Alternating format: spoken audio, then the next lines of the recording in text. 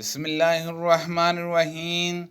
جب نبی کریم صلی اللہ علیہ وسلم قضائے حاجت کے لیے نکلتے، میں اور ایک لڑکا دونوں آپ صلی اللہ علیہ وسلم کے پیچھے جاتے تھے، اور ہمارے ساتھ پانی کا ایک برتن ہوتا تھا۔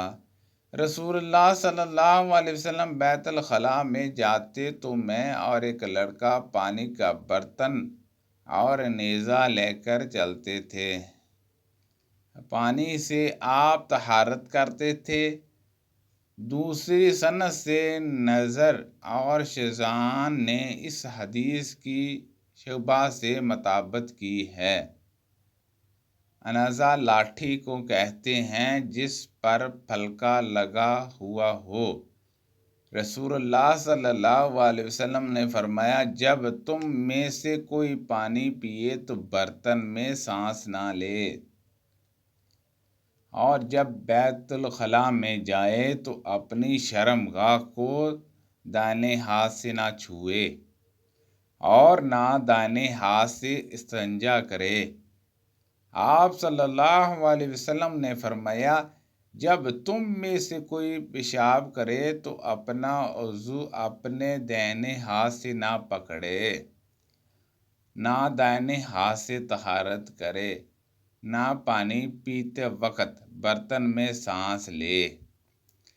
رسول کریم صلی اللہ علیہ وسلم ایک مرتبہ رفع حاجت کے لیے تشریف لے گئے۔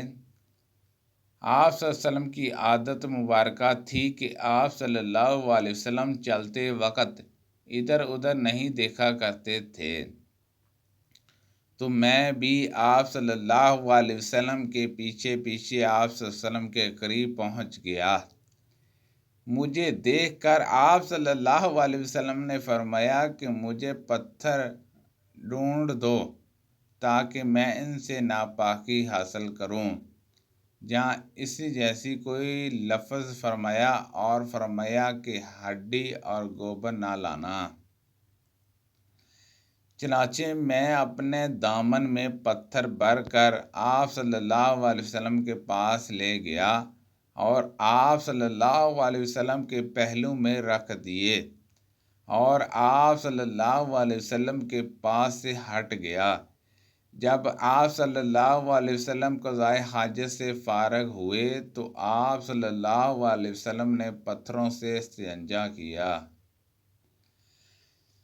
نبی کریم صلی اللہ علیہ وسلم رفع حاجت کے لیے گئے تو آپ صلی اللہ علیہ وسلم نے مجھے فرمایا کہ میں 3 پتھر تلاش کر کے آپ صلی اللہ علیہ وسلم کے پاس لاؤں، لیکن مجھے 2 پتھر ملے، تیسرا ڈھونڈا مگر مل نہ سکا، تو میں نے خشک گوبر اٹھا لیا، اس کو لے کر آپ صلی اللہ علیہ وسلم کے پاس آ گیا۔ آپ صلی اللہ علیہ وسلم نے پتھر تو لے لیا مگر گوبر پھینک دیا اور فرمایا، یہ خود ناپاک ہے۔ اور یہ حدیث ابراہیم بن یوسف نے اپنے باپ سے بیان کی، انہوں نے ابو اسحاق سے سنا، ان سے عبد الرحمن نے بیان کیا۔ سبحان اللہ عز و جل۔ اللہ پاک سے دعا ہے کہ اللہ پاک ہم سب کو قرآن اور حدیث کے مطابق دین پر عمل کرنے کی توفیق عطا فرمائے۔